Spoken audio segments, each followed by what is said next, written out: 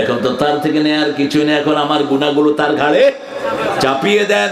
গুনাহ চাপতে চাপতে গুম হওয়া কত মানুষ, ঠিক না ঠিক? কত ছাত্রকে হেফাজতের এখানে গুলি করে মেরেছো, এখনো বহু মা তার শিশুর জন্য কাঁদে। বহু হাফেজকে গুলি করেছো, 18 জন হাফেজকে ব্রাহ্মণবাড়িয়াতে গুলি করে খুন করা হয়েছে। কয়জন? 18 জন হাফেজে কোরআন। এরা গিয়ে দাঁড়াবে, তখন আর তার সওয়াবের কিছুই নেই, সবার গুনাহ তার গালে নিয়ে জাহান্নাম ছাড়া কোনো উপায়। আল্লাহ আমাদেরকে হেফাজত করেন। অনেক পিতামাতা দুনিয়াতে থাকতেই জাহান্নামী হয়ে যায়। রাসূল বলছেন অনেক পিতামাতা দুনিয়াতে থাকতেই জাহান্নাম বরাদ্দ করে যায়। সাহাবায়ে কেরাম বললেন এরা কারা? একটা ছেলেকে সম্পদ দেয় আর আরেকটা ছেলেকে বঞ্চিত করে, আছে না নাই? মেয়েকে সম্পদ দেয় না, কয় মা তোর জন্য দোয়া করলাম, তোর সম্পদ তোর ভাইরে দিয়ে দিলাম। কে দিয়েছে আপনাকে এই অথরিটি? আপনি মেয়েকে যা দিবেন ছেলেকেও তা যদি জীবদ্দশায় ভাগ করেন। নোমান ইবনে বাশিরের হাদিস, বুখারী। জীবদ্দশায় ভাগ করলে ছেলেও 2 ভাগ, মেয়েও 2 ভাগ, আর মৃত্যুর পরে ভাগ করলে ছেলে 2 ভাগ, মেয়ে 1 ভাগ। কারণ মেয়ে জামাইয়ের কাছে পায়, ছেলের কাছে পায়, বাপের কাছে পায়, আর ছেলে কোথাও পাওয়ার কোনো জায়গা। আবার সব সময় ছেলের খরচ বেশি না কম? জামাই নিয়ে বেড়াতে আসবে, খরচ কার? এই জন্য ছেলেকে আল্লাহ বেশি দিয়েছেন। এই বন্টনগুলো আপনাকে মানতে হবে। আল্লাহ রাব্বুল আলামিন সূরা ইউসুফ শুরু করেছেন আলিফ লাম রা তিলকা আয়াতুল কিতাবিল মুবিন ইন্না আনজালনাহু কুরআনান আরাবিয়্যান লাআল্লাকুম তা'কিলুন নাহনু নাকুসসু আলাইকা আহসানাল কাসাস বিমা আওহাইনা ইলাইকা হাযাল কুরআন ওয়া ইন কুনতা মিন ক্বাবলিহি লামিনাল গাফিলিন। এরপরে ক্বালা ইউসুফ লিআবিহি, যে ব্যাখ্যাটা আমি আপনাদেরকে দিচ্ছিলাম এতক্ষণ, স্বপ্ন যখনই দেখবেন আপনার সন্তানের স্বপ্ন, আপনি পিতা হিসেবে শুনবেন। আপনি পিতা তো মাশাআল্লাহ, একটা সূরাও পারেন না, এরকম পিতা আছে না? ইংলিশ মিডিয়ামে ইংলিশের খই ফুটে, একটা দোয়াও জানে না। কি জন্য এসব ছেলেদেরকে বানিয়েছেন? ফুরকানিয়ায় দিয়ে দেন, দোয়া শিখবে, ঠিক না ঠিক? কোরআনের মাদ্রাসায় দিয়ে দেন, বেসিকটা ভালো হবে। ওই পিতা শ্রেষ্ঠ যার জানাজা পড়ে তার ছেলে, কারণ ছেলের চেয়ে পিতার জন্য দরদ কারো এত বেশি হবে না। ছেলে যদি দোয়া করে কবুল করে নিবেন কে? আপনাদের নিজামী সাহেবের জানাজা কে পড়িয়েছে? কি নাম? এটাও আমার জামাই। হ্যাঁ, এটাও জামাই, বিয়া আমি পড়েছি। নজিব মোমেন, ব্যারিস্টার। হ্যাঁ, তাকে বলছে বাবা কোন পোশাকটা পরলে আল্লাহ খুশি হবেন? জল্লাদেরা বলছে 3 ঘন্টা পরে আপনার ফাঁসি। তিনি বলছেন আলহামদুলিল্লাহ। জল্লাদেরা বলছে স্যার আপনি আলহামদুলিল্লাহ পড়ছেন? বলছে এই দিনের অপেক্ষায় ছিলাম সারা জীবন, আমি আমার আল্লাহর সাথে দেখা করবো। আল্লাহু আকবার। ছেলেকে বলছে কোন কাপড় পরবো? ছেলে বলছে আল্লাহ সুন্দর সুন্দরকে পছন্দ করেন কে? আল্লাহর কাছে সবচেয়ে প্রিয় রং কি? জোরে বলে। এই যে বাতিটা কি রং? এই যে কি রং? সাদা। এখানে কিছু আছে সাদা। রাসূল সফরে একটু ডার্ক কাপড় পরতেন, আমি সেটাই পরেছি। আপনি আবার আমার দিকে ঘুরেন না। ভালো, এটা ধরবেন, ধরাটা ভালো। রাসূলকে ধরতেন সাহাবায়ে কেরাম। আসরের সেজদা লম্বা হয়েছে, কয় হুজুর সেজদা এত লম্বা দিছেন কেন? এত লম্বা তো আসরের সেজদা হয় না। রাসূল বলছেন আমার ঘাড়ের উপর হুসাইন বসা ছিল, আমি তাকে কষ্ট দিতে চাইনি, সেজদা লম্বা করে দিয়েছি। আর আল্লাহ বলছেন আমার নবী নিজের মন থেকে কোনো কাজ করেন না, কার ওহী? ওমা ইয়ানতিকু আনিল হাওয়া ইন হুয়া ইল্লা ওয়াহয়ুন ইউহা। আল্লাহ ওহী করলে কাজ করেন রাহমাতাল লিল। এখন কিছু শয়তান বেরিয়েছে আহলে কোরআন, এরা হলো আহলে কাফের। রাসূলকে বাদ দিয়ে কেউ যদি ইসলামের কথা বলে তাকে খুন করে ফেলা উচিত। রাসূল নাই, ইসলাম রাসূল নাই, নামাজ নাই, রোজা নাই, হজ নাই, যাকাতও কিচ্ছু নাই। এরা এখন বেরিয়েছে, এরা নামাজ পড়ে না, কারণ রুকু সেজদা এগুলো শিখিয়েছেন কে? মুহাম্মদুর রাসূলুল্লাহ। আল্লাহ আমাদেরকে সুন্দর করে আপনি হেফাজত করেন। স্বপ্নের দোয়াটা বলেন তো। খায়রুন লানা শাররুন লিআদাইনা, ভালোটা আমাদের জন্য। চা সবাইকে দাও। ও একবার খাইছি দেখে আবার দিতেছে, দেখ গলা বসে যাবে, গলা শুয়েও যাবে। ভাইরা শুনলেই হলো আলহামদুলিল্লাহ। গলার এত কেয়ার করার দরকার নাই, গলা আল্লাহ ঠিক করে দিবেন আলহামদুলিল্লাহ। আগের চেয়ে অনেক ঠিক হয়েছে না? ঠিক হয়ে গেছে। বেশি আদর করলেই পায়া বসবে আপনারা। আমাদের পয়সালার পোলারা দেখেন না, সর্দি হয়েছে, ওনারে সিঙ্গাপুর নিয়ে গেছে। এরপরে ডায়রিয়া হলে তো আমেরিকা নিবি, পোলা মধ্যখানে ময়ূরও থাকবে। আর গ্রামের পোলা পান সর্দি হয়েছে, মা যা, হ্যাঁ দৌড় দিয়ে গিয়া পানি বিতে, তোর সর্দির খেতা কিলেই। ব্যাঙের আবার সর্দি, 2 ঘন্টা লাফায়া ঘরে আইছে চোখ লাল। মা কয় চোখ লাল কে? কয় এমনি ডলতে ডলতে লাল হয়ে গেছে। গোসল তো করছে যে লুঙ্গি তো নামে নাই। লুঙ্গি কোথায়? বুদ্ধি কি? আমার ছেলেদের মতো ব্রেন দুনিয়ার কারণে, বাংলাদেশের ছেলেদের মতো এত ব্রেন দুনিয়াতে কোনো সন্তান। বাংলাদেশের স্যাররাও ব্রেন। স্কুলে আসছে বোর্ড থেকে, দেখে যে স্যার ঘুমায়। কয় কি খবর, ঘুমান কেন? কয় না ঘুম শিক্ষা দিচ্ছে, বুঝছো এইভাবে ঘুমাইতে হয়। এই যে দেখাইলাম না, এইভাবে ঘুমাবা। কি দুষ্টের দুষ্ট দেখে।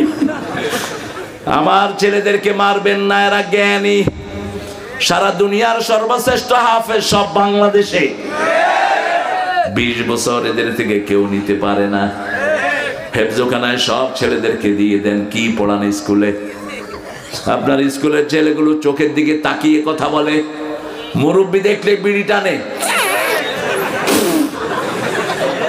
আমি দেখেছি ক্লাস 7-এর পোলাপান বিড়ি টানতেছে স্কুল থেকে গিয়ে বাইরে, রাস্তার পাশে হোটেলে, ছেলে 2টা মেয়ে 2টা। আমি ঢুকতে এরা কয় সর্বনাশ, হুজুর ঢুকছে। তাহলে হুজুর না তোর বাপ। বললাম যে বাবারা, আজ এখন স্কুলের সময়, আপনারা এখানে কে? আপনি যদি শ্রদ্ধা পেতে চান স্নেহ করবেন, ঠিক কিনা?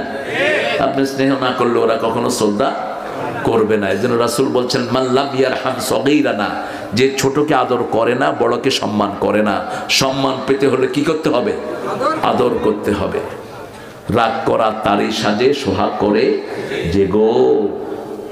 বললাম বাবারা আপনারা এখানে কেন? কয় না স্যার এমনি আসছি। কিছু খাবেন? এই 2টা মেয়েকে স্যার আমরা একসাথে পড়ি। তো এখন কি পড়ছেন এখানে? কিসের ক্লাস? কথা বলার একটা লাইন আছে তো। আরে এক জায়গায় দেখলাম যে বাপের নামে স্লোগান হচ্ছে, দয়াল বাবা রে দয়া করো আরে। আবার গরু সাজায় নিছে, বাবা গরু খাইবে ওরে। নাচতেছে ম্যাডাম একসাথে, রাস্তা বন্ধ। আমি চিন্তা করলাম আমার ভাইদেরকে একটু নসিহা দেওয়া দরকার। আমি গিয়ে নেমে বললাম বাবা কি খাইবে ওরে? খুব নাচানাচি। বললাম বাবে খড়া আছে রে, খড়ে আছে রে। কয় বাবা মরি গিয়ে গই, তো ক্যান্ডিল খাইব রে। কয় বাবার নামে আর খামু। বললাম বাবাজি নামাজ পড়ছো না? কয় না। মাথায় টুপি, কিন্তু সুন্দর টুপি মাথা, টুপি রুমাল সহ, মনে হয় হজর থেকে আইছে আল্লাহর ওলি। ও বাবা নামাজ কেন পড়লা না? 1 ওয়াক্ত নামাজ যদি তোমরা জানতে, কিয়ামত পর্যন্ত এটার কম্পেনসেশন দেয়া সম্ভব, কোনোভাবেই এটার কাজা আদায় হয় না। একটা রোজা কেউ যদি ইচ্ছা করে ছেড়ে দেয়, রাসূল বলছেন কি হারালো সে? জীবনে এটার কাফারা দিতে পারবে? বললাম বাবা উনি মারা গেছেন, উনি তো খাবেন না। চলেন আমরা কথা ঘুরিয়ে দেই। দয়ালা আল্লাহ রে দয়া করো আমারে। আল্লাহর কথাটা বড় সুন্দর, আল্লাহর চেয়ে সুন্দর কথার কারো।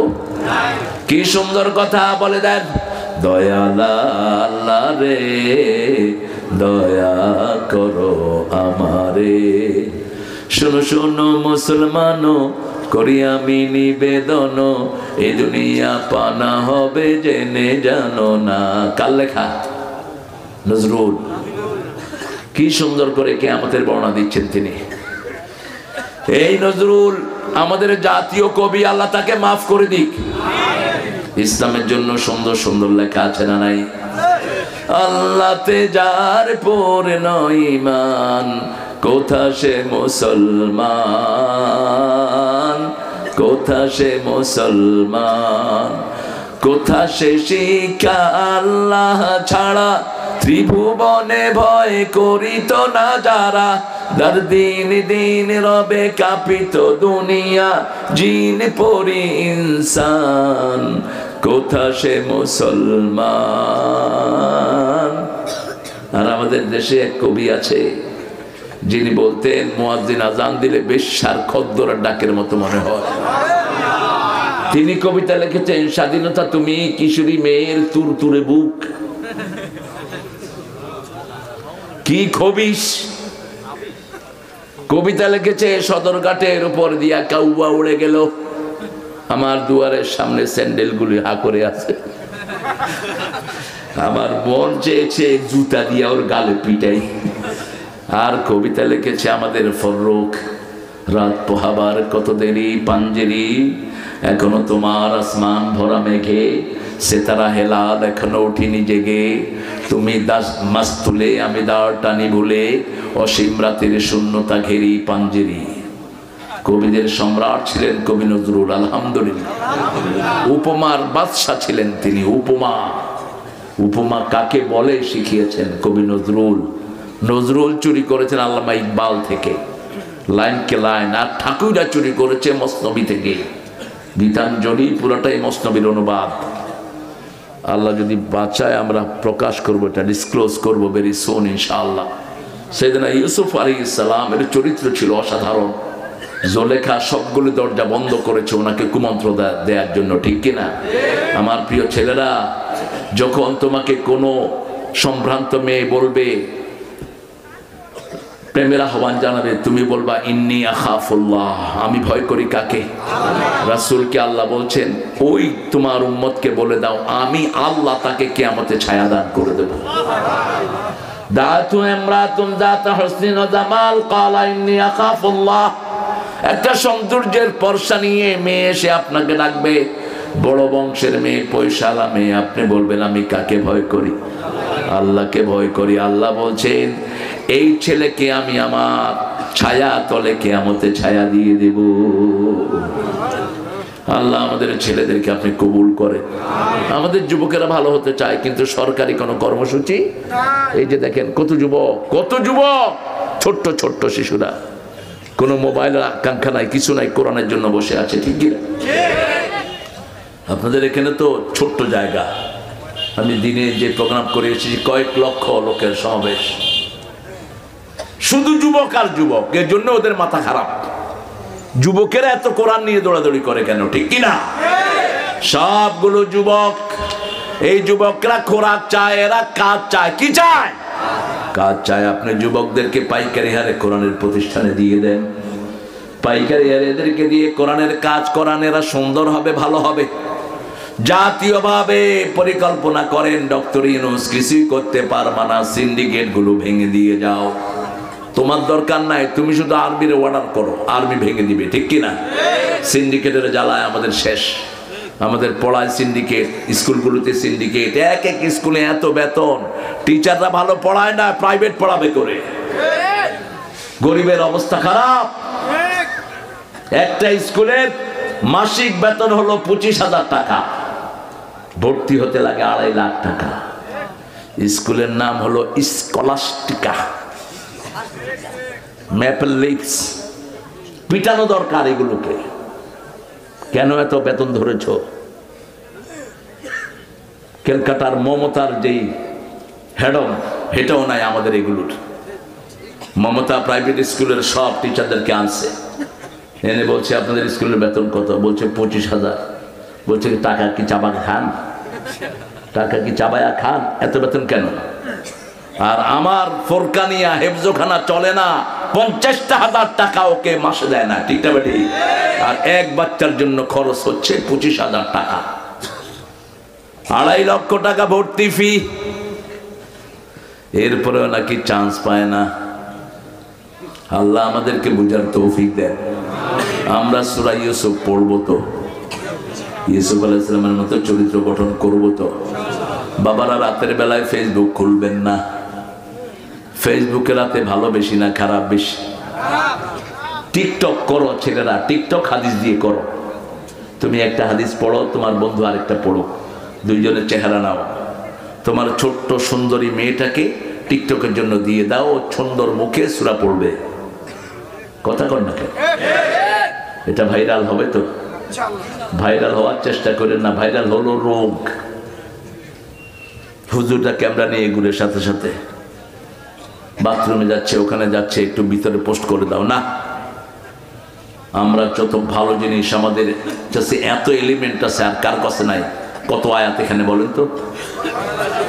6,666। তাকরার বাদ দিলে আরো কম হয়, কিন্তু তাকরার সহ অর্থাৎ একই আয়াত বারবার এসেছে। যেমন ফাবি আইয়া আলাই রব্বিকুমা তুকাদ্দিবান, ফাবি আইয়া হাদিসিন বাদাহু ইউমিনুন ওয়াইলুল লিল মুকাদ্দিবিন, এরকম একটা আয়াত বারবার এসেছে। সেগুলো রিপিটেশন বাদ দিলে আর একটু কম হয়। এটাই ধরলাম 6,666। যদি এক আয়াত করে ডেলি দেন কয়দিন লাগবে?